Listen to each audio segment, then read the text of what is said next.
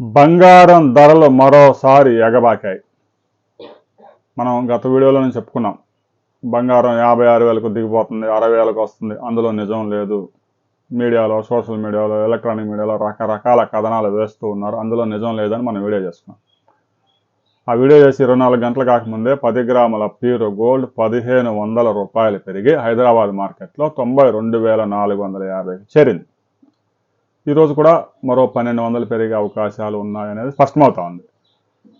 Donald Trump తాజాగా తీసుకున్న నిర్ణయం ఏదైతే ఉందో, ఈ సుంకాల పెంపు అనేది 100 రోజులు వాయిదా వేస్తున్నాను అని భరోసా ఇచ్చారు. అంటే దాదాపుగా 3 నెలల పాటు పాత సుంకాలే ఏదైతే 10% ఉన్నాయో టారిఫ్లు అవే అమలు కాబోతున్నాయి. కేవలం ఒక చైనాతోనే ఆయన వార్ కొనసాగించడానికి నిర్ణయించుకున్నారు. అంటే మిగతా దేశాలన్నిటికీ ప్రస్తుతానికి రిలీఫ్ దొరికింది. ఆ రిలీఫ్తో ఈరోజు స్టాక్ మార్కెట్స్ కానీ, బంగారం కానీ, మెటల్స్ కానీ బీభత్సంగా పెరగబోతా ఉన్నాయి. ఇక అంతర్జాతీయ మార్కెట్లోనూ గోల్డ్ ఔన్స్ $100 పెరిగి $3,085లకు చేరిపోయింది. రాబోయే రోజుల్లో కూడా ఇది మరో సరికొత్త రికార్డుకి పెరగబోతా ఉంది. ఆల్రెడీ గతంలో 93,000 దాటిపోయింది. రాబోయే వారం రోజుల్లోనే 94,000 దాటినా కూడా ఆశ్చర్యపడాల్సిన పని లేదు.